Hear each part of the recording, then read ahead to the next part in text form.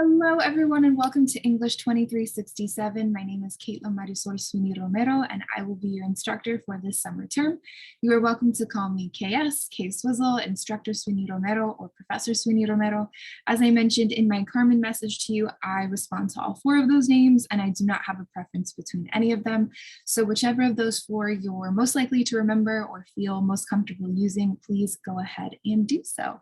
So this is going to be our first focus lecture for the semester. As you'll recall from the syllabus, the schedule, and of course in my previous overview lecture that you will hopefully watched before this one, I will always offer 2 lectures per week. One that's an overview that really goes into what are the expectations in terms of assignments and the assigned material for the week, and then a focus lecture that focuses more specifically on thematic content, form elements that are important from the assigned readings or viewings or listenings, and so on and so forth. Now, this week is a little bit different in the sense that, of course, this is the first week of the semester and we did start on a Tuesday.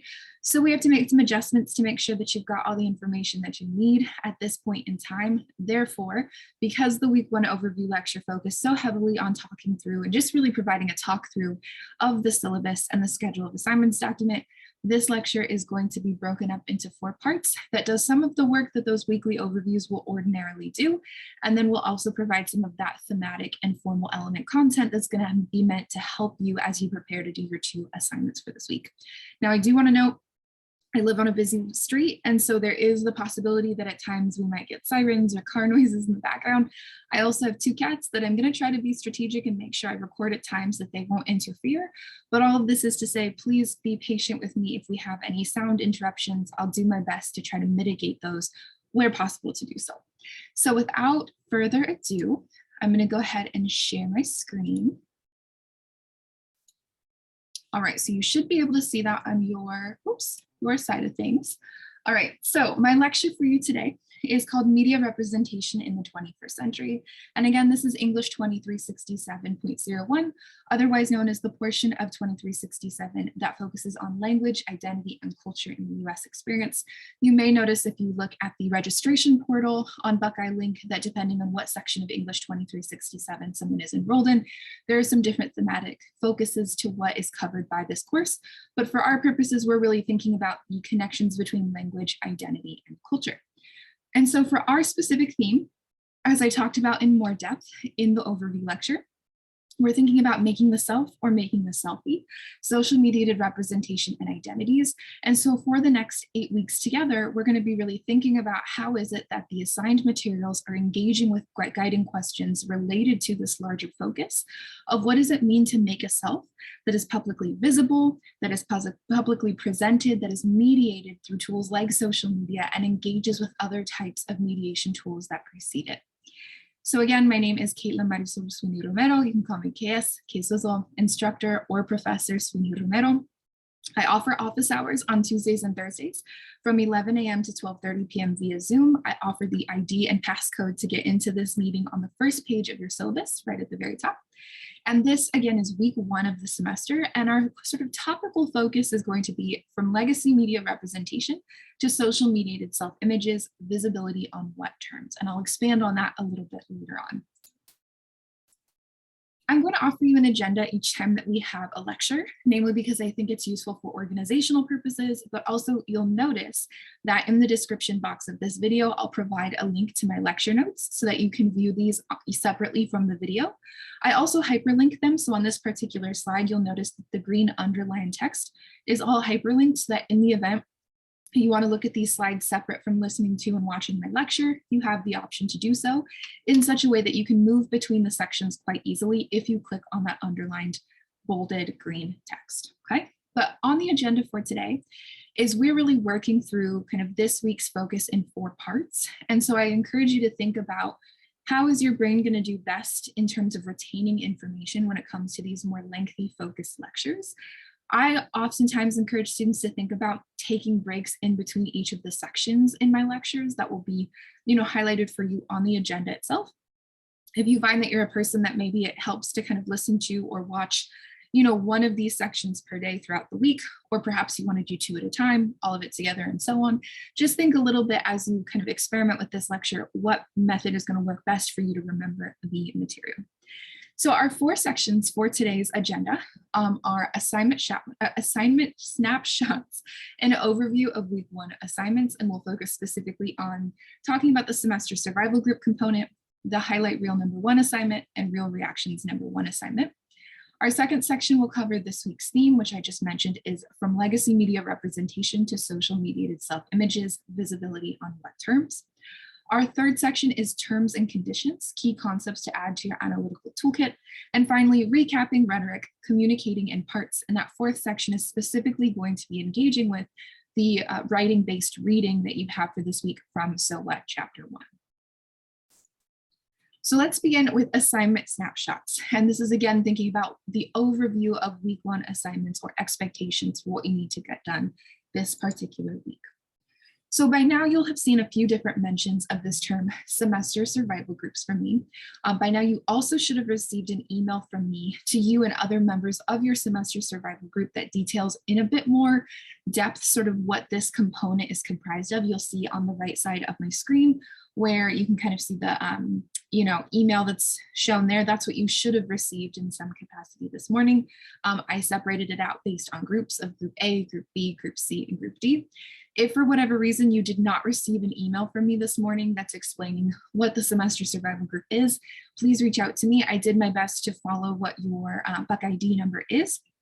But if for whatever reason I got your name or number wrong, definitely please reach out to me so that I can make sure that you get this information.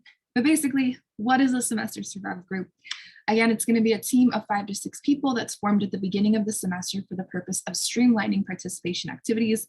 I randomly sort all students into a group, upon which you'll be notified via email, which I sent out this morning on the day of recording this lecture, with further instructions on how to get started with your group. You will engage with your group members via a shared Google folder, where you will upload your highlight reels, post rough drafts of final project assignments, and give feedback on the final project. In total, we will have 4 groups, and the number of people in your group may fluctuate following the add drop deadline. So basically, a semester survival group is going to be how I'm sectioning the class into smaller groups in such a way that you have a consistent group of people that you're responding to and providing feedback to throughout these 2 months of the semester. The reason I do this is also because it allows you to gain some familiarity with each other, particularly in a 2367 class. This is going to be especially important because there are a lot of requirements from the second year writing program that this particular class emphasizes collaboration as well as opportunities for revision and feedback. If you'll recall from my weekly overview lecture when I talk about that a bit more specifically to the syllabus. You'll notice in the right bottom hand corner that I've pulled the part of the syllabus that is titled Semester Survival Group Work, just to remind you of kind of what the point breakdown or grade breakdown for this class is. So if you'll recall, in the semester survival group work portion of this class, it's going to count for 20% of your grade. 10% of that is going to come from the real reactions, which we'll talk about today. And the other 10% is going to come from the research project feedback, which is something you won't need to worry about until the second month of the semester. But basically, your semester survival group is going to be your pod of teammates or pod of group members that you're collaborating with in terms of responding to their work and providing them with feedback. I do want to be super clear that a semester survival group is not going to impact your grade negatively. It can only benefit you. Reason being that instead of having you all collaborate on turning in one assignment together, semester survival groups are based on a system where I'm asking you to be in regular dialogue with each other in ways that are meant to help you gain some practice with concept application and also just be more familiar with the things that you're reading each week, particularly because we don't have in-class sessions to supplement what it is that you're doing independently. So offering semester survival groups is a way for me to ensure that you have multiple eyes on your papers beyond just having me look at them. And of course, I'm going to be looking at your work and providing as much feedback as I can, but it always helps to have a few more pairs of eyes on your work other than just me.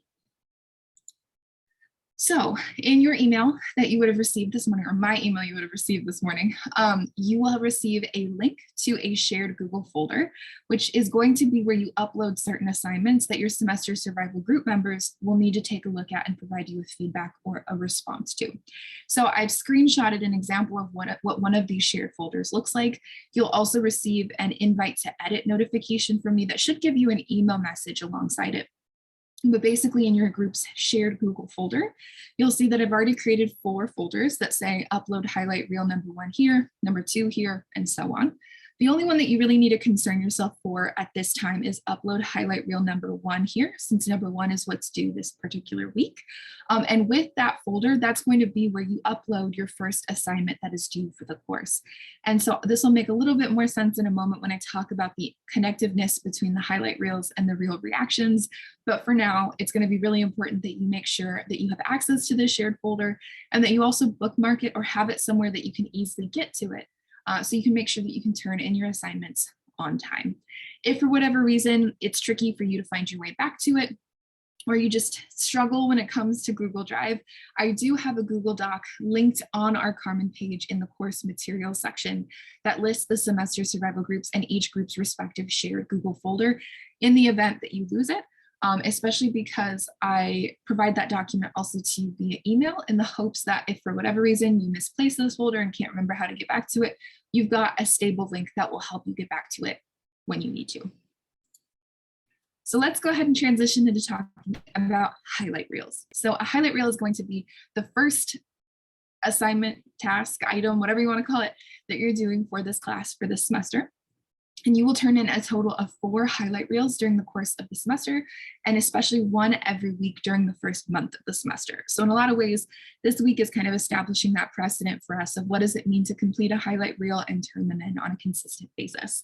And you'll see that I offer a breakdown on the left side of the screen detailing what those deadlines are in case you want to make note of them in your calendar. They're also, of course, outlined in the schedule of assignments document that's posted on Carmen.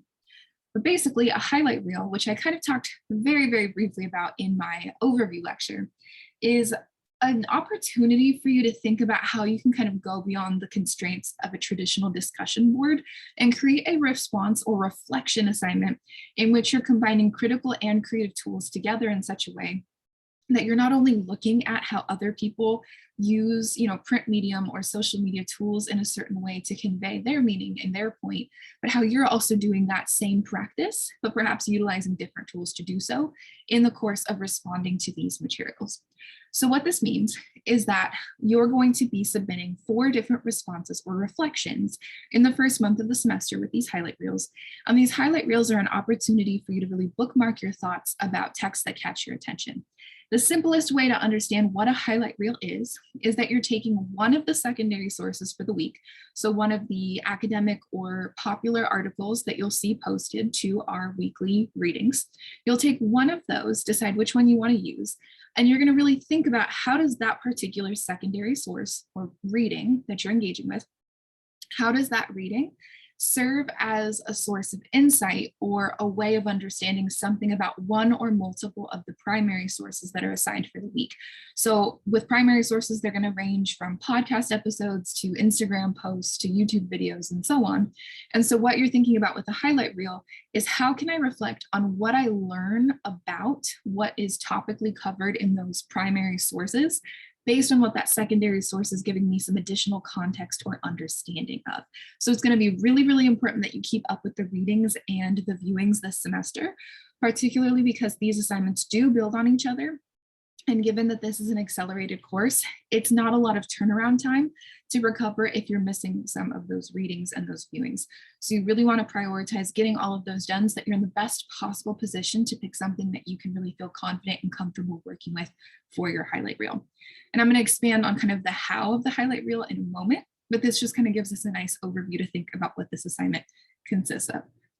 Now, in terms of where the highlight reels fit into your grade for the class, in the bottom right corner, you'll see that it is stored under the foundations work category of your grade. Specifically, highlight reels are going to take up 20% of your foundations category. The other 10% is going to be covered by response papers, which we won't worry about until next week when you have the first of those due. But what's important to note about the highlight reel for this week is that you generally have a first weekly assignment due on Wednesdays at 11:59 p.m. Eastern. Now, this week is a little different because, again, this is the first week of the semester and we started on a Tuesday. So rather than having this first assignment due on Wednesday, the deadline for highlight reel number 1 is on Friday at 11:59 p.m. Eastern. However, in knowing that the first week of summer term is always hectic, and you all are definitely seeing that it's been hectic for me since I'm getting my materials up for summer way after when I would normally do so.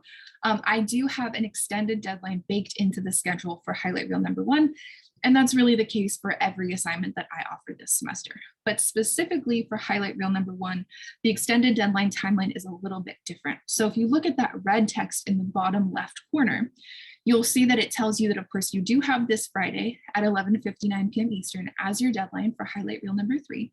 However, you can turn in your highlight reel submission up until Monday, May 16th at 8:00 a.m. Eastern. So what this means is that you have the whole weekend to get your highlight reel done if you find that it's not tenable to get it done by this Friday. What you need to do, though, is make sure that your highlight reel submission is uploaded to your shared Google folder that you're sharing with your semester survival group members. So once again, this folder that you have access to based on the email that I sent this morning, you need to make sure that you upload the highlight reel that you come up with to the upload highlight reel number 1 here folder that is available within your shared Google folder. If for whatever reason, when you go to this folder, these smaller folders are not displayed for you, definitely let me know as soon as possible, but they all should be shared and accessible to you. So let's talk about the prompt for highlight reels. So you'll notice that in the highlight reels prompt, which is posted to Carmen under the week 1 module, and I post it each time you have a highlight reel due, you'll notice that the information that's displayed at the top of the page, as well as in the overview section, should be pretty familiar to you. The kind of subhead on this particular assignment, the text that's in light yellow, is all the same information that's provided in the schedule of assignments. And the overview section is taken directly from the syllabus, just to refamiliarize yourself with what this assignment is and kind of jog your memory on what you already know about it. Here's going to be where the prompt is perhaps most useful to you, especially if you're a person that you find that it's easiest to just kind of know what you need to do and then run with it. So I'm going to read this kind of quickly, just so that you have it out loud in case you're a person who benefits from seeing and hearing directions provided. So the prompt is that students must use either social media-based tools or print medium tools to produce clear, concise reflections on how a secondary source, that is an assigned reading from that week's module, help them to understand, think differently about, or notice something specific in one or multiple primary sources, that is an assigned video, podcast episode, etc. It can be useful to imagine the highlight reel as a discussion board post come to life. Instead of writing a brief reflection exclusively with words, you are visualizing your observations in creative ways that highlight details from some of the week's materials that you identify to be interesting, surprising, engaging, and/or important. With these assignments, you effectively gain practice with synthesizing arguments and major takeaways from scholarly and popular readings. Consider how you can apply key concepts and draw points of connection between these readings and popular culture texts, and continue to develop your understanding of the interplay between content and form in a text by engaging with your semester survival group members' respective highlight reels via the Real Reactions assignment. And we'll talk about the real reactions after this. But basically what I'm getting at here is that this is a response to and a reflection on what you're reading and watching or listening to for a given week in the first month of the semester. And one of the things you want to be attentive to is not only what is the message or the argument presented by these texts, but also how are these messages being conveyed to the reader? Are they using full paragraphs? Are they using sentence clusters? Are they presenting us with a meme or a video or a photo, right? Like, what is the medium through which their message is being conveyed? And again, what's super crucial to these highlight reels is thinking about how does one of the secondary sources that you read for this week allow you to really understand something or think differently about one or multiple of the primary sources for the week, okay? And you'll see in the schedule of assignments that the secondary sources and primary sources are already broken down and differentiated by you or from each other. The what to read column is going to be your secondary sources, and the what to watch or what to listen to is going to be your primary sources. I will note that you're going to really want to make sure that when it comes to which secondary source you're using for the highlight reels, you're going to want to make sure that you're utilizing one of the scholarly or popular articles not the chapter from So What or not the chapter from Who Says. Those are not going to be relevant for this particular assignment. You are going to read those chapters to give you some insight into some writing craft details and strategies, but you're not going to want to use that particular chapter assigned for the week as your way of approaching this assignment. So back to the prompt. When creating highlight reels, students are not required to exclusively use social media tools to create their reflections about social media content creation. They are encouraged to also try out non-digital mediums to explore various self-representation strategies that originated in print and are now used online. When using mediums other than social media in their work, students should make clear how their selected tools reflect topics, trends, or concepts they are observing in social media content creation. Some students find it beneficial to pair their creative work with a brief description or rationale for what they chose to focus on. Others elect to create a more substantial creative work so that they have time and they have the space within the text to elaborate on those ideas.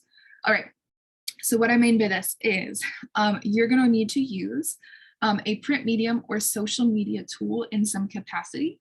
And I want you to feel creative and comfortable with trying out different mediums, even if you've never used it before. We are not aspiring to perfectionism. We're not aspiring to having the most robust, like insightful possible highlight reel that you can create, right? Instead, with the highlight reels, it's an opportunity to test out different tools and to see how you can utilize the affordances of that tool in such a way that's going to be beneficial for you to communicate the response you had to these texts to your readers. And with the highlight reels, once again, as a reminder, your readers are going to be the members of your semester survival group. Okay. And so in total, you're going to be expected to submit 4 highlight reels during the semester. They're all going to be in the first month of the semester.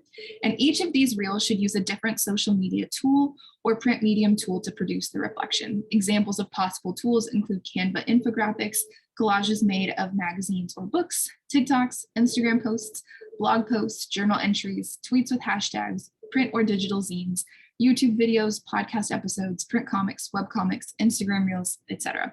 Each reflection should demonstrate comprehension of content and form elements of the course and a sophisticated understanding of how to apply the selected tool in an engaging manner. So for each of these highlight reels, you need to use a different tool each time. So let's say for the first highlight reel, you choose to make a TikTok about what you engaged with for the week. The next week, you can't do a TikTok again, but you could do an Instagram reel, or you could do a Canva infographic series. So you kind of get what I'm saying here, hopefully. The idea is you're trying a different tool each time and figuring out how can you best reflect on the week with this tool based on kind of the affordances or the allowances of what this tool allows you to test out, convey, and accomplish. Now, I have provided some examples of what students have created in the past for their highlight reels via the link that is listed here. You'll need to actually go to the prompt for this assignment to be able to click on this hyperlink and to view that folder.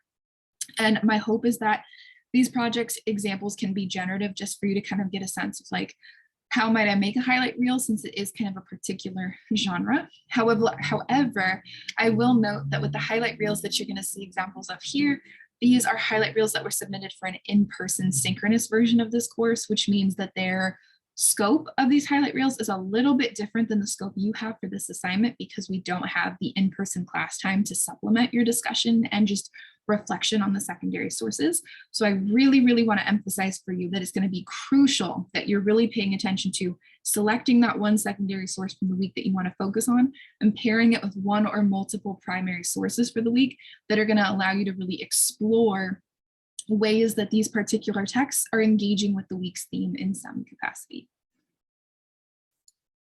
So you'll find that there's a third section of the prompt beyond kind of the overview from the syllabus and then the prompt that we just talked through together. There's a third section that may or may not be useful to you. I try to provide them where possible, and it's kind of a follow through or explication on just some suggested ways that you can approach this assignment. So one of the terms you'll hear me refer to throughout our semester together is follow the writing steps.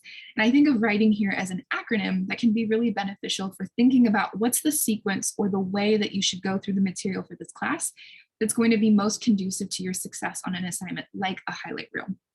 So W stands for watch and read, R is reflect on material, I is identify elements, T is take time to outline, the second I is incorporate tools, N is no assumptions made, and G is get creative.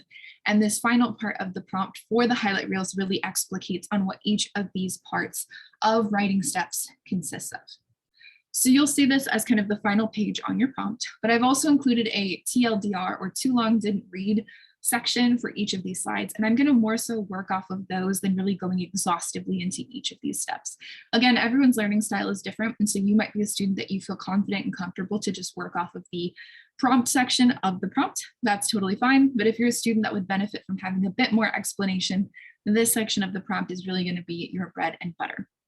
So step one of writing steps is watching and reading all assigned material for the week. It may be tempting with an online asynchronous course to skip some of the material or skim it really fast and just skip to your assignment.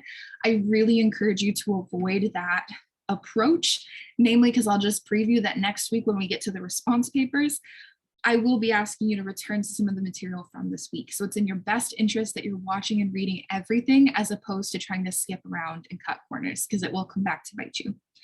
The second step for thinking about these writing steps is either as you work through the material or at the end of the week, reflect on what we read, watched, and did in class that week. And as you reflect, you want to identify content or meaning and or form, that is a text structure or format elements that you were interested in from this week's material. And you want to pay particular attention to that secondary source that you know that you want to really emphasize in your highlight reels.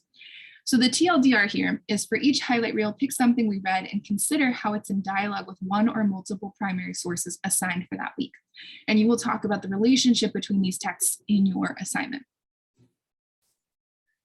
So third step is once you've decided on these content and form elements, take time to outline how the secondary source you selected helped you to analyze, understand, or engage with the primary source text or texts.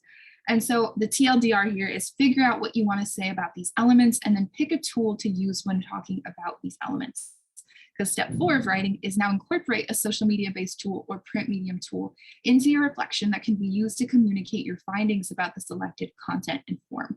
So again, what you're really thinking about here is you want to take time to reflect on the material that you watched and that you read, right? Making sure that you've done all of that material engagement.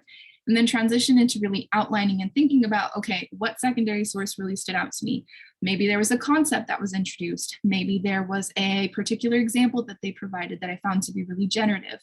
Perhaps there was a, some kind of thematic focus in the article or chapter that I found really interesting that I'm seeing some similarities to in one or multiple of the primary sources for this week, right?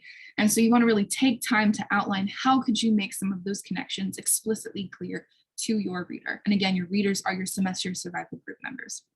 Now, when you're thinking about the social media-based tool or print medium tool that you're using in your reflection, this is going to again come back to the fact of what is it that I'm trying to say about how the secondary source helped illuminate something for me in one or multiple primary sources. And more specifically, how does this tool give me the space and scope that I need to be able to convey this information to the extent that I want to? So as I mentioned in the prompt section of the prompt, some students elect to create a creative component and then provide some kind of written paragraph or supplement that will allow them to explicate on why it is that they chose to go with a certain tool. Other students prefer to make a more, I guess chunky is the word that comes to mind, but, chunky, a kind of more elaborated version of their highlight reel so that they can kind of talk about that in the course of the project. A good example of this would be, a student might choose to make a TikTok and then provide some sort of written rationale to go with it to explain why they chose a TikTok for this particular highlight reel.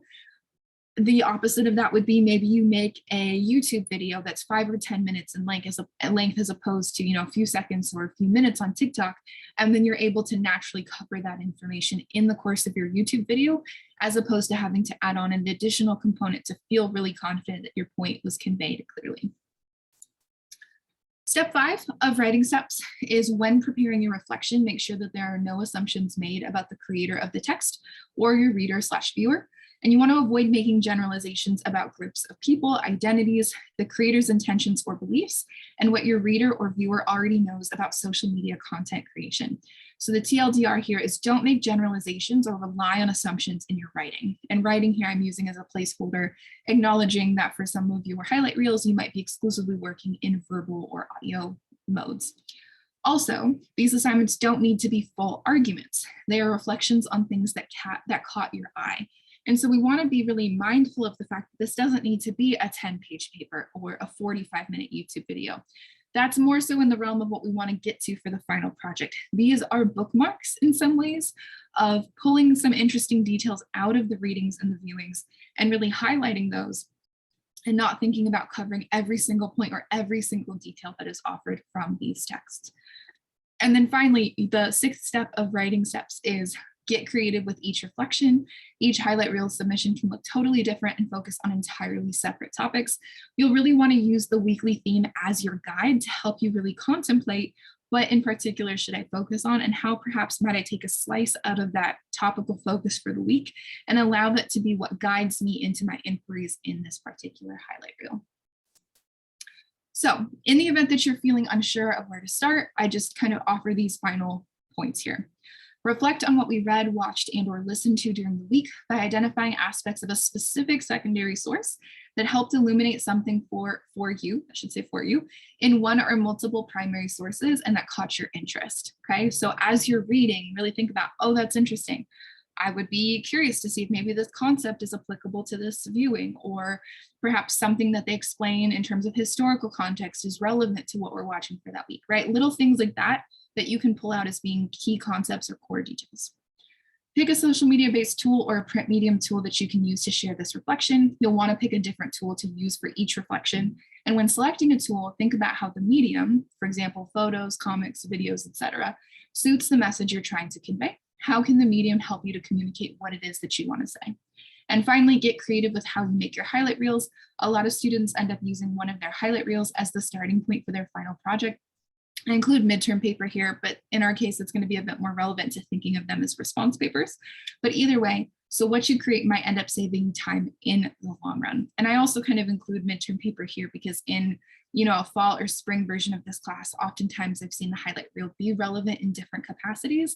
And so I do want to provide some comfort that this is not busy work. This is work that's meant to kind of help you remember what we cover in each of these really kind of intensive weeks of content, so that by the time that it comes, relevant to choosing what it is that you want to focus on for your final project, you've got some information that you've already bookmarked and you remember having covered.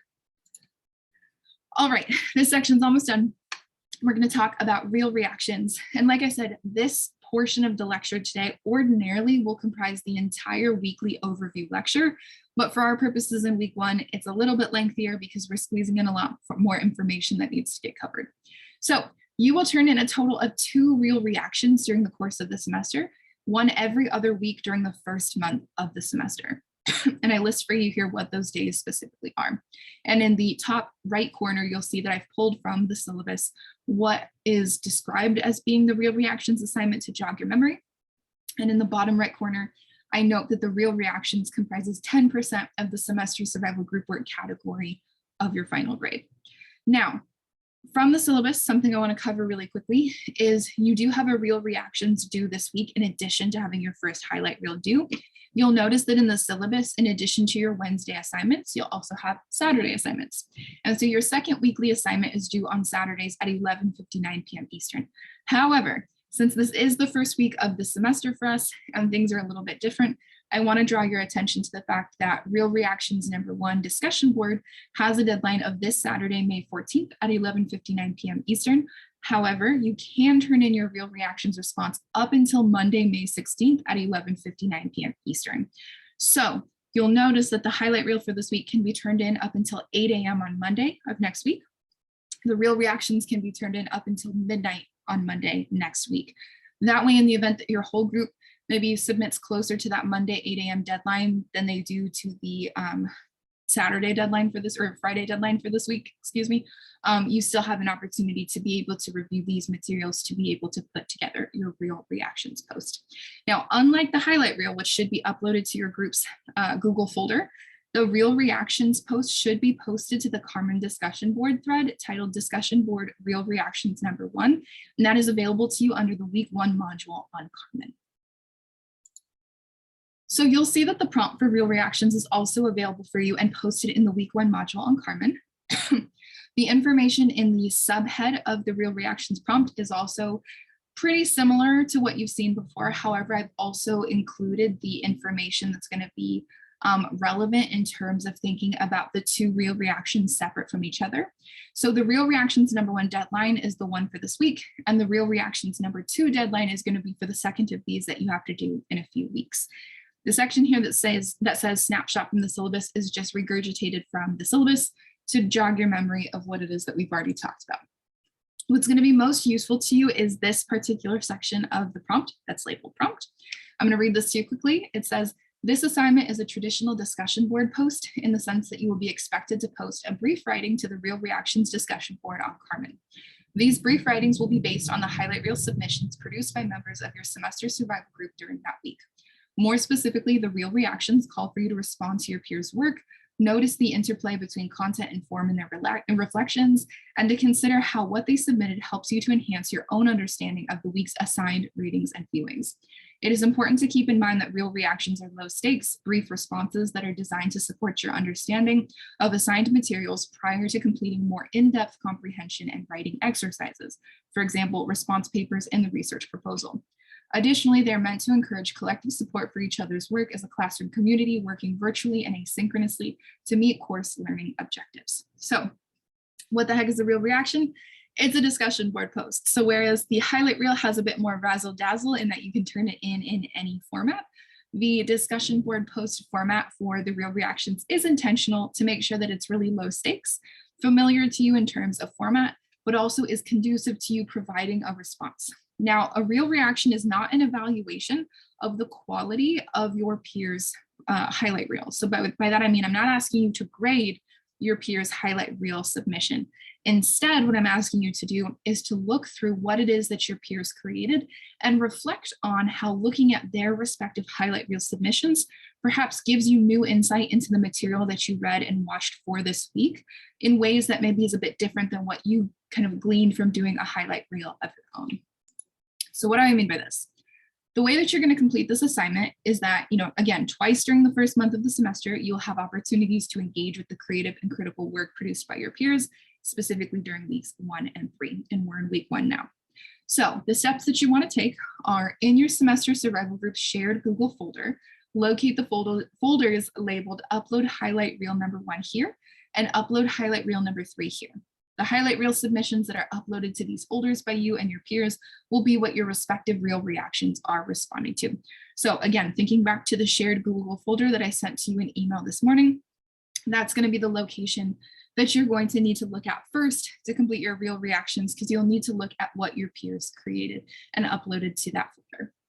You're going to need to watch, read, and listen to all of the highlight reels submitted by your group members. And as you engage with them, make note of the content covered by your peers, that is what primary and secondary sources they chose to discuss in their response, and the form or forms utilized to convey their reflection, that is what medium was used to produce the highlight reel. So what are they talking about and how are they saying it in a way that's legible to their listener, reader, etc. Then you'll produce a brief response of 300 to 500 words that responds to at least 2 of the guiding questions listed below. This response should be posted to the Real Reactions discussion board on Carmen by the deadline. So again, 2 of the guiding questions listed below here should be what kind of prompts your inquiry into responding to these highlight reels. Some students elect to do a kind of overview where perhaps you are looking at everything created by your peers and focusing exclusively on those big picture details of maybe everyone focused on, the same reading or kind of generally had the same takeaways from some of the viewings. Perhaps you focus on trends between a few different, but the point is that you're definitely looking at all of the highlight reel submissions produced by your peers so that you can kind of determine how you approach writing your real response or Real Reaction. So after reviewing all of your group members' highlight reels, what trends did you notice in how your semester survival group approached the assignment? For instance, were there any consistencies in which text or texts your group chose to focus on? What are some of the key differences in how your group members produced their reflections? How did these highlight reels enhance your understanding of a concept, argument, or detail in the week's assigned materials that you did not pick up on before? Did you notice any points of connection between the highlight reel you created and what a fellow group member submitted for that week? So again, 2 of those questions should guide what you choose to write about for your Real Reactions. But again, it's a very short assignment, 300 to 500 words. It's a discussion board post that goes up on the discussion board thread on Carmen that is linked in this week's module. So here's where we're going to transition in focus to this week's theme, but I'm going to take a pause to take a water break. And so for you, it'll be a second, but I also encourage you in this moment to consider, do you need water, a snack? Do you need to get up and move around for a moment before you move into this next part of the lecture? All right, hopefully you took a pause to get some water, a snack, stand up, move around, whatever you need to do. But we're going to go ahead and transition into our second section of this week's lecture, which ordinarily will be the first section of a focus lecture. So this week's theme is from legacy media representation to social mediated self-images, visibility on what terms. Each time we have a weekly theme, there are a couple of things that I want us to keep in mind that are going to be important, particularly because we are working in an asynchronous virtual capacity. And so whereas ordinarily in an in-person version of this course, I like to really devote a lot of time to talking through these guiding questions, for our virtual class version of this, I'm really trying to make sure that you have some signposting that can help guide your inquiries into the material as you work on it independently. So there are three key questions that are going to be really important for you to keep in mind for this particular week as you start to work through the readings, the watchings, and think about your first assignments. The first of these questions is, where does social media fit into mainstream media? You may recall in the portion of the weekly overview where I talked specifically about the course theme, but I mentioned briefly that we often think about representation in media as more so being connected to our established mainstream media. So for example, film, television, radio, right? Advertising, we have other types of media industries in the United States and even globally, but especially in thinking about a US context, that have a much longer history, right? And so whereas we have, 100+ years of film, for example, that we can look at the history and production and, different aesthetic choices of to get a sense of kind of how over time different marginalized groups, different regions, different topics have been covered by industries like the film industry. We don't have that same breadth when it comes to social media, at least historically speaking.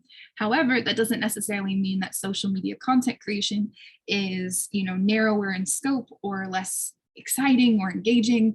Quite the opposite, right? In a lot of ways, social media has actually reinvigorated media industries to the extent that we now see them being embedded in and referenced in, mainstream media in different capacities. For example, American Idol as a reality competition series last week did an episode where they incorporated TikTok and performances on TikTok as being part of the actual episode that aired on network television.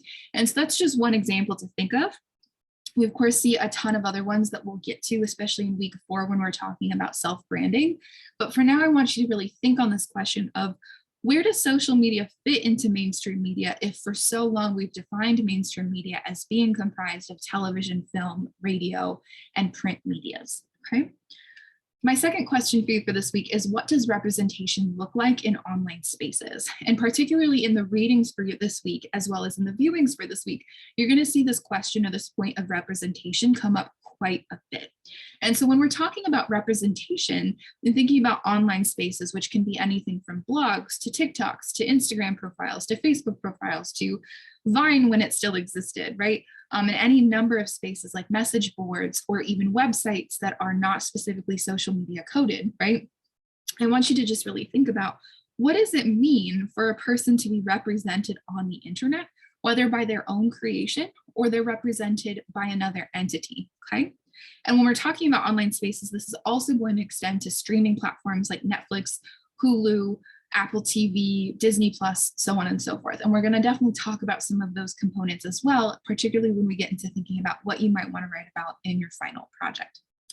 Then my third question for you is, how do social media algorithms influence public visibility? And this is going to be especially relevant in week 2 when we're talking about algorithmic erasure. But for now, I want you to be very attentive to when we're working on spaces like Twitter or Facebook or TikTok and so on and so forth.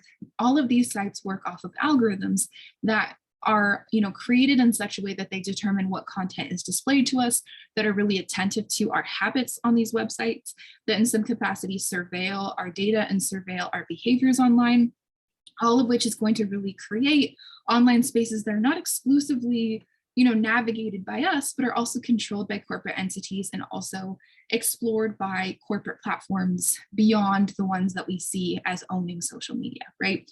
And so I want you to really be thinking about how is it that algorithms also determine the differences in how someone who is Black or Latinx or Asian or Arab American or beyond ethno-racial identity perhaps is of a marginalized gender or is disabled or is queer, how might identities related to real people, right, be represented by these algorithms or targeted by these algorithms in such a way that makes it so that none of us navigate the internet in identical ways. So as I mentioned, you do have 3 readings for this week that hopefully by the time you watch this lecture, you'll have already engaged with. But you have a very short scholarly article titled Asian Americans and Pacific Islanders on TV, which is authored by Faustina and Ducros and then a few other authors. For the sake of time, I'm not going to go into them just because, this lecture is already going to be long enough. You also have a Bitch Media article titled #GirlsLikeUs, Trans Feminist Advocacy and Community Building, which is authored by Jackson Bailey and Foucault Wells. I will mention kind of briefly in a later part of my lecture, or it might be the next slide, can't recall, but I'm going to talk a little bit about them as authors, namely because we're going to talk about kind of the format of this article and how it's a bit different than other variations of where this writing has appeared. But you also have the first 15 pages of So What, specifically chapter 1 of the writer's argument. As a reminder, once again, the So What chapter that you're engaging with is for the purposes of talking about writing craft and practice. And that's going to be a separate component of this class from what you're working on for the highlight reels. So for the highlight reel, you're going to choose from either the Asian Americans and Pacific Islanders on TV article or the #GirlsLikeUs article as your focus for what you're going to look at in terms of how it's providing a lens through which you can really think about those primary source videos that you have for this week. So, oh yes, it is the next slide. Okay, good. So as I mentioned, I don't have enough time to go into all of the authors for the Asian Americans and Pacific Islanders on TV article, namely because it is a study that was produced by those authors and co-written in such a way that's meant to provide us with some overview understandings of just thematically and also representation-wise, what does it mean to see Asian American and Pacific Islander people represented on US television? And so I want you to be really mindful as you're reading that particular article, how they're presenting data findings in their study as the kind of basis for how they're presenting or kind of approaching this topic. Now, when it comes to the #GirlsLikeUs article, as I mentioned, it has 3 authors, Sarah J. Jackson, Moya Bailey, and Brooke Foucault Wells. I provide some of their credentials here to just give you a kind of basis of who they are as authors. But I think kind of most relevant for our purposes right now is that the specific article that you're looking at or looked at for this week is an adaptation of an article that they published in an academic journal in New Media and Society, specifically volume 20, number 5 in 2018. And that particular journal article was then translated into a book chapter in their book, #Activism, Networks of Race and Gender Justice in 2020, which was published by MIT Press. And so the version of this article that you're looking at is one of multiple that exists. And I purposefully have given you one that's a little bit shorter because the chapter and the journal article are a bit lengthier, but I think that the authors do a really great job of adapting their work for a popular press website, namely Bitch Media. And I wanted to just kind of mention as some larger context for their work that Jackson Bailey and Foucault Wells, all of whom work on internet studies and social media studies, Black feminist media studies and surveillance culture in a number of different disciplines. But this particular collection of theirs or book of theirs is really thinking about what does it mean for, how does Twitter as a site in particular center the voices of the people as opposed to the voices of corporations. And they present different topics within this study of Twitter that they're looking at. And they're specifically analyzing kind of, different topics such as gendered violence in the case of #MeToo, #WhyIStayed, Black feminist organizing, #SayHerName. They also look at examples of digital activism that eventually came to be known as the Black Lives Matter movement, or what they term the new civil rights movement. Hashtags that feature the names of Black people killed by police, for example, #Eric Garner, #Philando Castile, and they also talk about performing allyship online. So I mentioned this in part because later in the semester when we talk about final projects, you might find that the topic you choose to focus on pulls from some of these ideas in ways that you might want to include this, book or a chapter from this book as a source that you work off of. But I think it's also useful to know, what is the larger research project that this article that we're looking at is slicing from in such a way that we're looking at some of their ideas, but not the full extent of them. And then in case you're interested, I also provide a link to a book talk that has the authors talking about the hashtag activism book, if this is something that you're interested in, particularly if you find that it's useful to hear authors speak on their work. I think this can be a really nice supplement to what you're already looking at from them this week, though you're not required to watch it if you don't have capacity. I'm going to try to skip past it, though the slides now have a preset that it'll automatically play video, so forgive me if you get some sound. Okay, cool.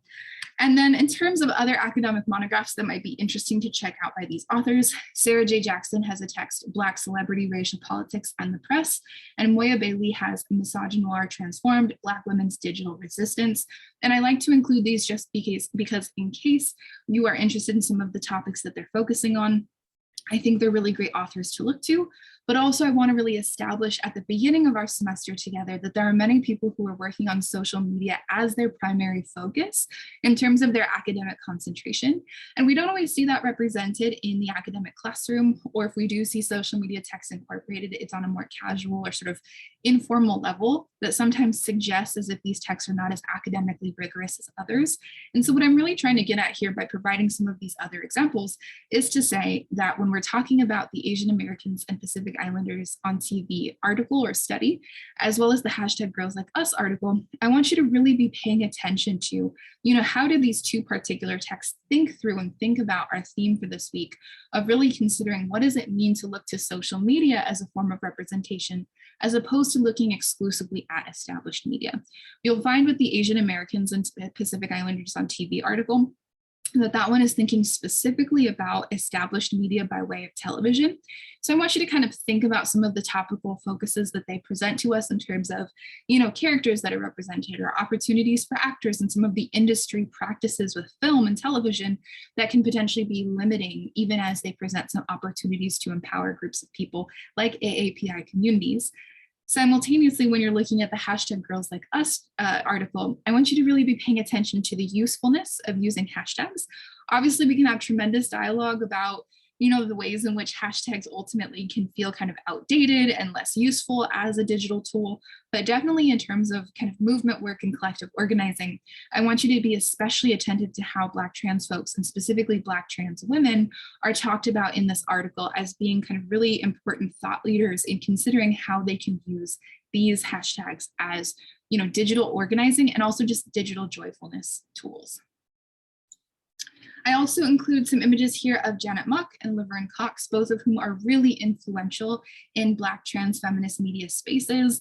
Specifically, they are both, writers, performers. I think Janet Mock has really transitioned more, especially into writing by way of, being kind of behind the camera with shows like Pose, although she kind of starts out in a different space earlier in her career. Many people know Laverne Cox from the start that she got on Orange is the New Black, and she's most recently on the Shondaland show about Anna Delvey. And so I encourage you to kind of keep these two in mind as the semester goes forward, in part because I want you to really think about how the article on hashtag Girls Like Us clues us into being aware of how Janet Mock and Laverne Cox's respective work in digital spaces has been really instrumental in thinking about what it means to center joyfulness in spaces like Twitter for Black trans women.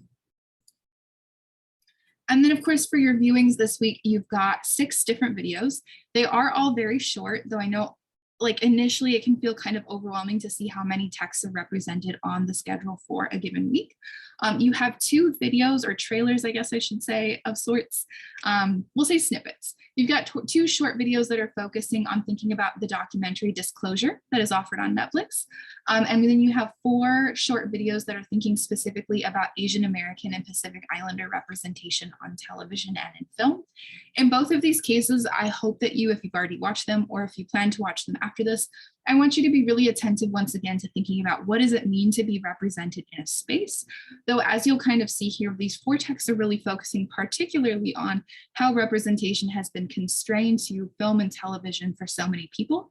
And when we're thinking about marginalized groups of people whose identities are not often represented or legitimized or validated in a society like that of the United States, how does there become a more just concerted emphasis placed on media representation as a kind of replacement or legitimacy tool for groups of people who otherwise might feel excluded from or marginalized within society, and also experience that on varying levels, right? Whether it's criminalization, whether it's exclusion, it might be on the level of citizenship or personhood in general, right?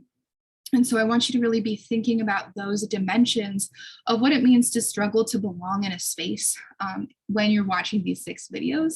I'm thinking especially about how each of these videos are presenting us with frameworks for thinking about what does it mean to represent either Asian American and Pacific Islander folks or trans folks beyond how representation has been up until this point.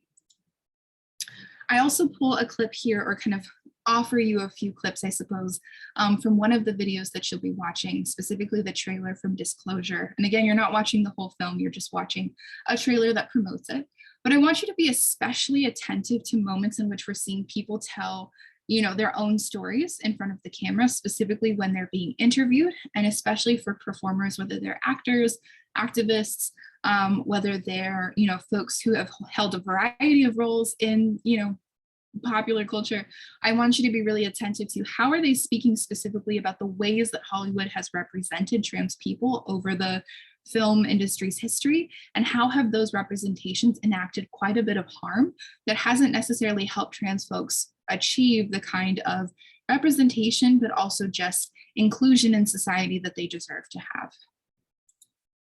Similarly, in the other video that you'll be watching that also kind of talks about trans representation in the media, I really want you to be listening for what kinds of stereotypes or narratives are told about trans people through mainstream media that perhaps can provide us with a larger context for understanding why social media-based representation by way of hashtags like #GirlsLikeUs can be so transformative and such a departure from what it is that trans folks have experienced prior to now. I also want you to be paying attention for, do these videos talk at all about the opportunities that are available to or are not available to actors and actresses who identify as trans? I'm thinking about the ethics and also just potential harms enacted by having a trans role portrayed by someone who themselves is not trans. I'm thinking about these dimensions also of opportunities to become a star and opportunities to be cast in a project will be really important moving forward for thinking about who is authoring representation and what does it mean to be before and behind the camera, whether it's your cell phone camera or a Hollywood film camera. This is going to take us into the terms and conditions section of this lecture. I'm going to pause for a moment for a water break and encourage you as well to also take a little pause if you find it would be beneficial for you as you're watching. All right, we are back for the third part of this lecture. Like I said, every focus lecture will be a little bit shorter since we won't be covering assignments alongside the material presented here, but this week's a little different. So let's go ahead and talk terms and conditions. This is going to be a phrase you hear me say a lot on weeks that we are talking about terminology that will be relevant for us doing work related to social media studies and thinking about how social media studies can really be in dialogue with, and already is, in dialogue with other established media modes like film studies, television studies, so on and so forth. So terms and conditions is going to refer to key concepts to add to your analytical toolkit and structural elements to consider when analyzing popular culture. You might be thinking, KS, why do we need terms and conditions? I'm already doing all this reading, I'm already doing all of this writing and watching, et cetera, et cetera. Valid point. But with terms and conditions, I like to offer some additional language that, one, I'm not going to assign you more readings for to get to that endpoint. And two, I think that they're useful supplements to reflect on, were there certain points that came up in the reading or certain things that I noticed in the viewing that maybe one of these terms can help illuminate a little bit more. And so my hope is that these terms can also start to give us a shared language as a group. And by group here, I'm saying as a classroom community, but this of course also can be applicable to your semester survival group, since you'll be dialoguing with members of your group more often than maybe even me. So here are my terms for you to kind of keep in your back pocket and that you'll definitely hear me refer to throughout our weeks together. The first is Hollywood, and this is hopefully a term that sounds familiar, but I want us to kind of push our understanding of it a little bit in this particular section of the syllabus, the course, and also just how we're talking about and using this term in general. So Hollywood is a term that is often used as one or all of the following, depending on context. A place where dreams come true and people go to get discovered. You especially see this when it comes to influencers. And it's super interesting when you talk about YouTubers, for example, and kind of the move to LA and what that does to their content. And of course, we've seen variations of this earlier on in established media, such as, aspiring actors wanting to move to Hollywood to get their big break. And oftentimes, of course, also is indexing LA. A brand or symbol of US popular culture, very iconic in terms of how we might think about the United States more broadly. A reference to mainstream media produced within the United States. There's sometimes a way of talking about all media as being Hollywood-based, even if perhaps the particular project was filmed elsewhere or does not have those roots in Hollywood in the ways that we imagine. A transnational media force that extends beyond the United States. So when we're thinking about how films are marketed to other countries in different regions and different languages with different, voiceover actors, whatever it might be, right? We want to be attentive to the fact that we want to resist a US-centric take by not assuming that Hollywood projects only circulate within the United States. A key influence over Los Angeles' economy, right? So they kind of, also here's one of my cats, I guess, joining us for the lecture. This is Ferris Bueller. Say hi, Ferris. Thinking about, the way that we can understand that Hollywood, of course, is a huge contributor to LA's just economy and the ways that people imagine the kind of reasons to visit Southern California or Los Angeles in general. We really want to be attentive to the socioeconomic and just monetary reasons that people are so invested in and care about Hollywood as a brand and icon. And then finally, as a synonym for Los Angeles more broadly, or assuming that LA is only Hollywood, not comprised of multiple different neighborhoods. This part is especially important because sometimes when it comes to iconic cities or symbols in the United States, there can be a perception that sort of that symbol exists and nothing else exists around it. And so we really want to resist the interpretation that Hollywood really usurps everything around it in Southern California, and it's the only thing that exists. So to just kind of briefly recap, the way that we use the term Hollywood necessarily needs to shift depending on the meaning that we're assigning or what it is that we're actually saying in regards to Hollywood and perhaps its relationship to media in the United States. A term that I find really useful that I encourage you to add to your toolkit is Vanessa Diaz, who writes Manufacturing Celebrity, Latino Paparazzi, and Women Reporters in Hollywood, gives us the term Hollywood Industrial Complex. And she specifically says, I use Hollywood Industrial Complex as a way to reference the political economy made up of the totality of Hollywood's many sub-industries and its laborers. This encompasses film, television, music, radio, agents, managers, celebrities, and media producers at all levels in the labor hierarchy. It also encompasses celebrity-focused media of all kinds, including reporters and photographers and those who employ them. Also, sorry, I tend to get a tickle in my throat after lecturing so long. So when we're talking about Hollywood Industrial Complex, according to Vanessa Diaz, we can understand that what she's getting at here is that when we're talking about Hollywood, it's sometimes counterproductive to just use that term alone because it doesn't sort of do justice the huge scope of Hollywood as a machine, right? A political machine, an economic machine, a star-making machine, industry machine, so what, so forth, so what, you kind of get it, right? And so what she's getting at here is when we're talking about Hollywood as an industrial complex, that allows us to better recognize the fact that when we're imagining a star, like, I don't know, I'm trying to think of one, Idris Elba or Eva Mendes or Ryan Gosling, whoever it might be, right? But when we're thinking about the star has so many people and forces around them that influence how they're marketed, how they're cast in roles, what opportunities that they have, what brands or other side projects they choose to pursue, how they're photographed, what covers they appear on, right? So the idea being that we want to kind of move beyond thinking about Hollywood exclusively through the lens of stars, who so often are occupying a more foregrounded position based on the fact that they are in front of the camera, and instead recognize the fact that it's an industrial complex in which it has multiple, government contracts, it has multiple vested interests in promoting some stars over others and in financing some projects over others. Another term that's going to be incredibly important, especially for this week, is personal narrative. And a personal narrative is a story told or written in the first person, often featuring I statements, that is based on an individual's life story, an event that occurred in their life, or an experience they've had. Personal narratives can enhance the impact that an argument or text has on the audience. For example, personal narratives can add a degree of authority on the topic or experience, can make an issue feel more pressing to the audience, or can generate more entertainment value. Their inclusion in a text or situation can make an audience feel more inclined to believe and or agree with the speaker. Now, hint, hint, personal narrative might be really useful to kind of think about when it comes to some of the videos that you're watching for this week.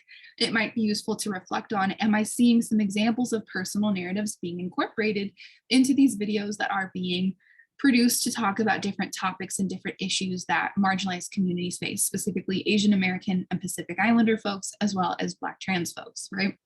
Another way we can kind of think about the importance of personal narrative is in the sense that oftentimes when we hear someone refer to something in an I statement or in a first person perspective, it can create a feeling of intimacy or a sense of importance that perhaps may not exist otherwise. So if we hear about something that's really traumatic, really difficult, something that's really frightening, or even something that's, the total opposite and is really joyous or is really surprising, right? If it's happening and is being told through the lens of someone that we know, or through someone who it feels as being intimate with us by way of saying that they're telling us something that maybe they don't reveal to every person that they talk to, right?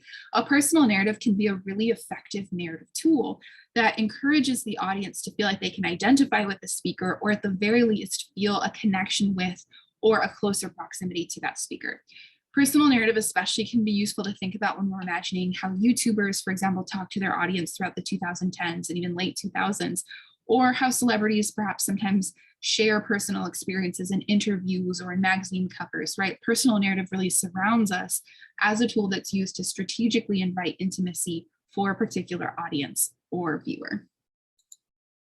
Erasure is going to be a term that's also important for us, and this is going to refer to when someone or something has been purposefully excluded or removed from a place, such as a professional industry, academic setting, part of society, historical record, or narrative.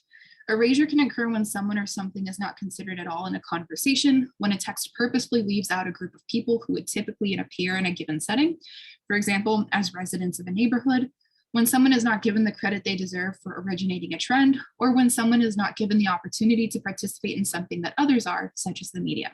So when we're talking about erasure, we're really thinking about how is someone or something being erased from a particular space where they should be included or should belong. A good example might be in a movie like Rear Window that takes place in New York. We see every character in the film as a white person when the actual makeup of New York is not exclusively that of white people, right?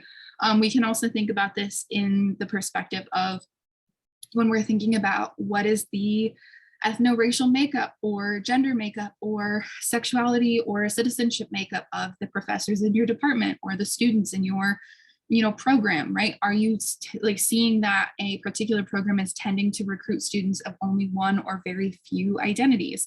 Are you finding that it's difficult to see a professor or instructor who looks like you because there's not a lot of variation in terms of how your program or department is made up, right? Are we finding that in a conversation, perhaps the feelings or interests of only one ethno-racial or gender or sexuality or citizenship group is represented and others are not? We can really see this with government and politics, right? A kind of sense of who is allowed to have some kind of interest or stake in the conversation, and how certain decisions affect other people in ways that also perhaps erase the people who are most affected from having a voice in the conversation to begin with.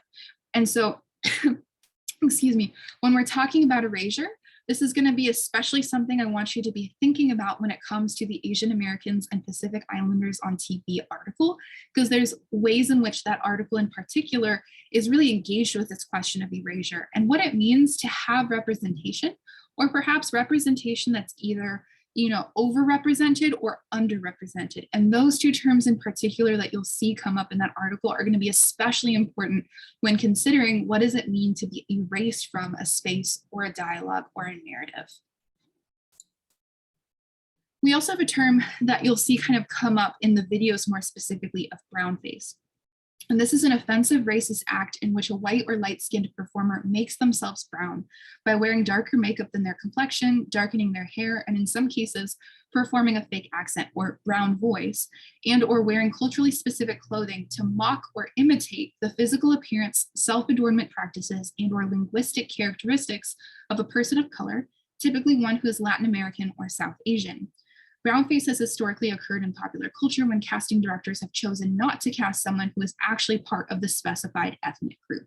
So we have two examples of this that are pretty prominent in kind of US memory. The first of which in the top right corner is George Chakiris in White Christmas from 1954. You can see, for example, that this is his actual skin tone. And I mean, he's pretty fair-skinned. And then when we look in the bottom left of how he appears in West Side Story in 1961, you can really see the difference when he's put into brownface and how his entire appearance completely changes. And the way that when sort of the, directorial and just producing team behind West Side Story elected to cast white people in Puerto Rican roles instead of actual Puerto Rican people, you can see that the use of sort of brown face makeup was really utilized in such a way to kind of darken those complexions in ways that really kind of mock and imitate and imply that Puerto Rican performers wouldn't have been able to play themselves better than white performers in brown makeup.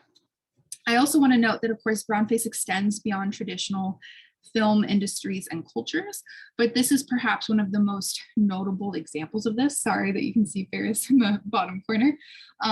Definitely we can see other examples of how brownface has persisted, but I think in particular, it can be useful to kind of think about that, brownface as a really offensive and heinous act is one that's similar to, but often more subtle than blackface, which is when a non-Black performer puts on exaggerated costumes and makeup and dances, speaks, and moves their body in ways that present a racist caricature of Black people.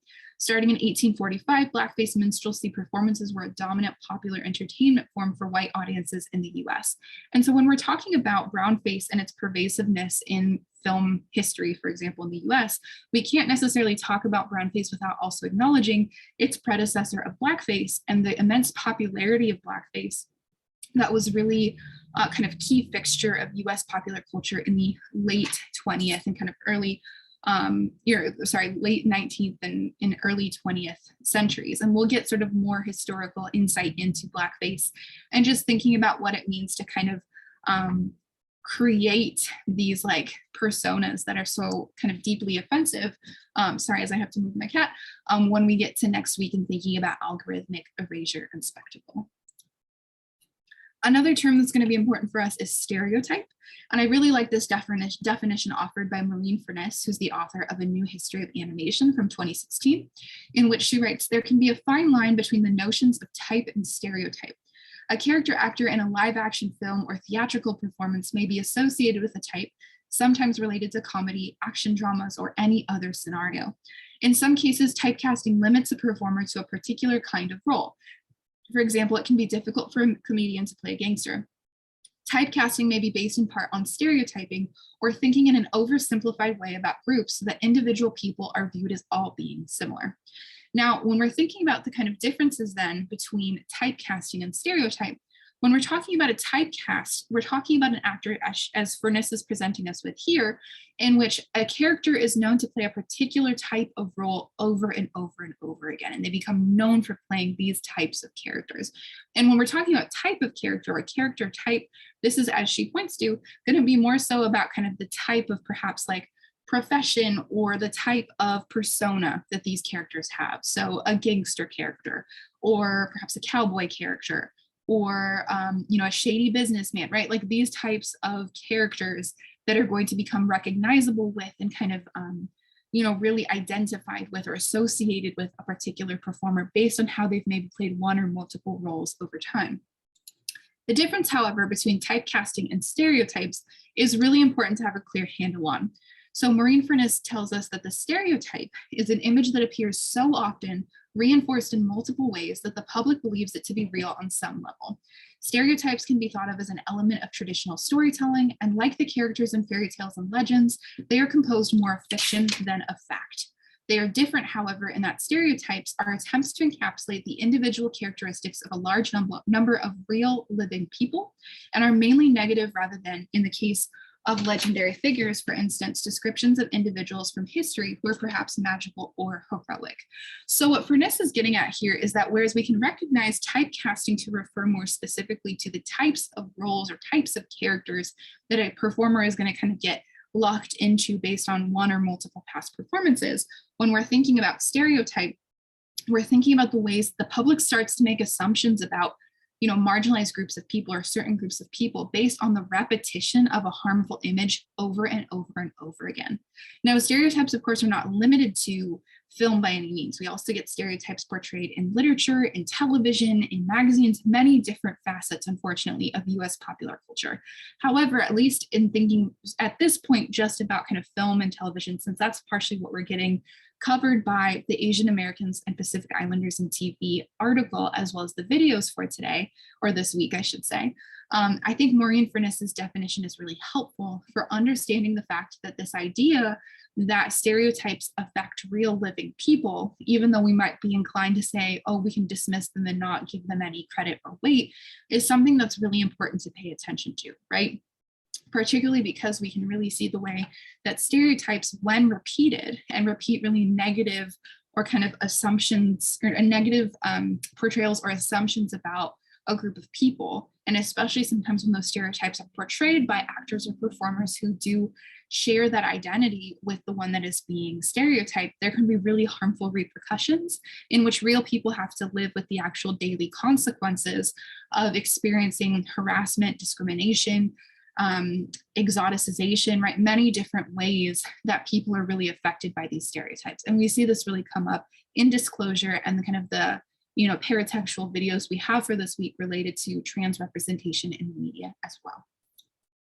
So this is going to take us to our fourth and final section for today's lecture. I'm going to also once again pause to get some water.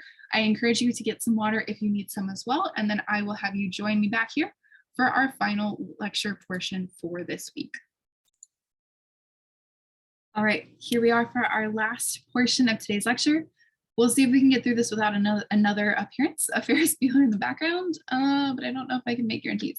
So this is recapping rhetoric, communicating in parts, and this is specifically going to be based off of just synthesizing some key points from these first 15 pages of So What. I'm also doing this in part because we're getting accustomed to working with this textbook as a companion to what we're talking about thematically in this course, knowing that we are, of course, prioritizing thinking about how and what we communicate as being really crucial, not only to what we're looking at this semester, but also to some of the learning objectives for this class for you to really feel confident and comfortable in. All right, so a few things that I just want to highlight, and this section will be very, very brief, but I think useful as a starting point for your own reading, but we'll also expand on next week. So when it comes to recapping rhetoric, a few things that I want to make sure that we really touch on is that So What tells us that rhetoric is the investigation of how communication works with particular emphasis on argument and persuasion, and this comes from page 6. And so we want to really be attentive throughout the semester, whether in our assigned readings or viewings or listenings and so on how the acts of argument and persuasion are taking place in the text that we're looking at, but also in the text that we're producing. Argument and persuasion is going to be incredibly important, not only in thinking about the final project that you ultimately produce for this class, but also in thinking about how you yourself can practice being a critical reader and consumer who's really attentive to thinking about when is someone trying to compel me towards accepting their interpretation of or analysis of a topic or event or issue in ways that I need to be mindful of as a reader to consider what parts of their argument I'm swayed by and perhaps which parts of their argument need a little bit more evidentiary support for me to feel comfortable accepting. Excuse me. In addition to thinking about rhetoric's definition and So What, I think it's also beneficial to think about Purdue Owl's interpretation of or description of rhetoric, in which they tell us this term refers to any set of circumstances that involves at least one person using some sort of communication to modify the perspective of at least one other person. And I think a key word here is modify, right? Modifying the perspective of at least one other person. And when we're talking about argument and persuasion and modifying another person's view, this could perhaps carry with it a negative connotation of, ooh, someone's trying to convince me of something or persuade me to something. They have malintent. Not necessarily always the case, right? When you go to college, you have a professor or instructor who's instructing you on different topics and trying to encourage you to modify your worldview or perspective on a given topic or skill set so that you can kind of become a more aware and more educated member of society, right? Same goes for this class. So when we're thinking about modifying the perspective of at least one other person, I think that this is useful to think about also in low stakes capacities, right? Perhaps introducing someone to another topic, a fan theory on a topic, perhaps letting someone know what you think about a political issue, right? It could be on that level of kind of having a casual dialogue or interaction with someone who may or may not be interested in the same topics as you. We can also think about the fact that when it comes to recognizing the ways that a person's perspective can be modified, there of course can be high stakes versions of this, right? Perhaps a way in which someone becomes politically swayed to an interest or party that perhaps doesn't necessarily speak to their own previous values and might be harmful in the long run. We can also see this happening by way of if someone is pushed to just accept what a particular person says, no matter what, regardless of if that other person actually has credentials or knowledge in that area and might be sort of doing so in such a way to kind of claim more power in a relationship or situation, right? A more middle ground version of this, of course, can then be when we watch a television show or a documentary or read a magazine or watch a TikTok that seeks to inform or educate or sort of make different the public's awareness of or interest in a particular topic or issue. All of which is to say that when we're talking about argument and persuasion, it surrounds us all the time. And even though it's not super glamorous in terms of reading about it in a text such as this one, unfortunately, I do find that the terminology that's presented to us and the rhetorical approaches that we're going to learn about this semester from this text are going to be really useful in making sure that we feel comfortable and confident in working on that final project that you have. Now, the book also presents us with the rhetorical situation, which may be a series of phrases that you have or have not heard of before. And so those are going to consist of audience, purpose, and argument, or what we can think of as content and form. And we'll come back to that throughout the semester. But your goal in this class is to communicate knowledge, that is to understand how a rhetor's text, or the person who's arguing or persuading, how their text conveys the message and creates new knowledge, that is developing an original argument about popular culture based on what you learn and observe this semester from other rhetor's texts.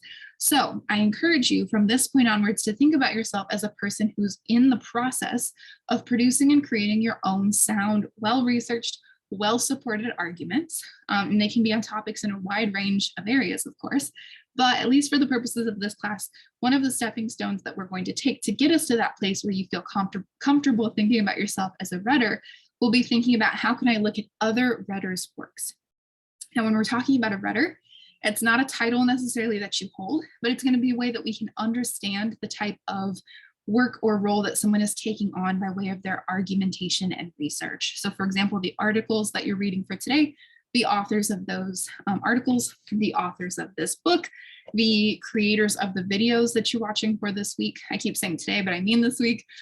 Those are all going to be examples of someone who is creating an argument or message that they're trying to persuade you of. Ergo, we can understand them to be rhetors who are creating these argumentative texts. Make sense? Okay, very close to the end, I promise. We also have the rhetorical triangle, which is talked about in this first 15 pages that I would really like you to spend some time looking at in the time that you're reading the book. And I really like the image they give us, and it'll come back to us throughout the semester. So the rhetorical triangle is going to be presented to us by the authors as they ask us to kind of begin by thinking of communication as an interconnected framework involving an author, writer or speaker, an audience, the reader or listener, and an argument, written text, speech, or image, all interacting for some purpose within a specific social context or setting. So once again, there's going to be motivations or reasons or rationales behind why a particular rhetor or multiple rhetors are seeking to persuade or make appealing a particular point or argument to the audience that they are addressing. Now, the rhetorical triangle helps us understand that meaning is not simply the contents or subject matter of an argument. Authors and audiences create meaning by writing and reading arguments, and they do so within contexts that shape that meaning. And this comes from pages 6 to 7. I like to kind of add these little arrows here as a way to supplement this visual and to kind of keep us on track. And so we can understand then that the interaction then that happens is that the audience, if we look to the left side of the circle, is making meaning from reading the argument that is produced by the author, right? And the author, if we look to the right side of the circle, is making meaning from writing the argument that ultimately then exists to allow the audience to make meaning from it, right? And so we initially start out with the author having some kind of purpose or reason behind wanting to convince you of something or convey something to you. For example, if we think about this lecture, the purpose of this lecture is, of course, a focus lecture in which I'm trying to make sure that you have the key foundations necessary to understand the assignments for this week, the topical focus for this week, as well as the kind of writing strategies and key concepts that will be useful to supplement your own creative and critical processes.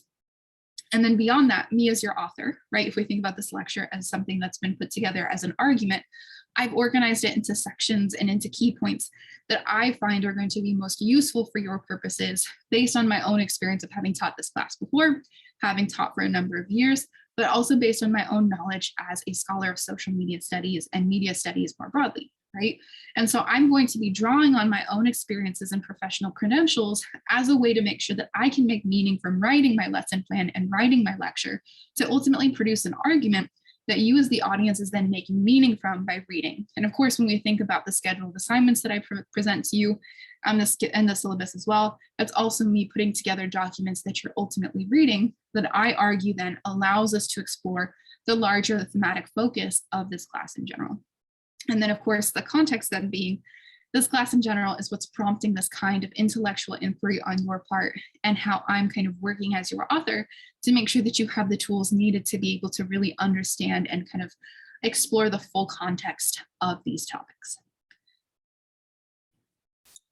Okay, and then finally, here's my last slide for you. And so some of the ways I like to annotate this kind of rhetorical triangle and rhetorical situation that we see kind of initially presented to us, right? So we go from rhetorical situation to rhetorical triangle to what I think of then as an annotated rhetorical triangle, is there's a couple of things that we want to be attentive to, right? So when we're talking about purpose, if we look to the left of the screen in the gray bubble, I offer, why was the writer motivated to make this text or argument? What is the intended impact on the reader?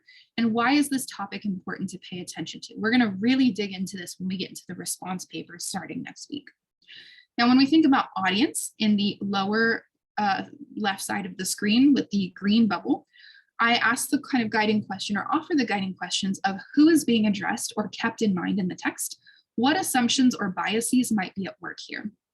And we want to really be attentive to this because sometimes we might find that we're not compelled by an argument, not interested in an argument, and it may be the case that we're not actually who the intended audience is. And so certain strategies that are created by the writer to maintain interest or introduce a topic might not ultimately be relevant to us or persuasive to us because we're not the intended audience.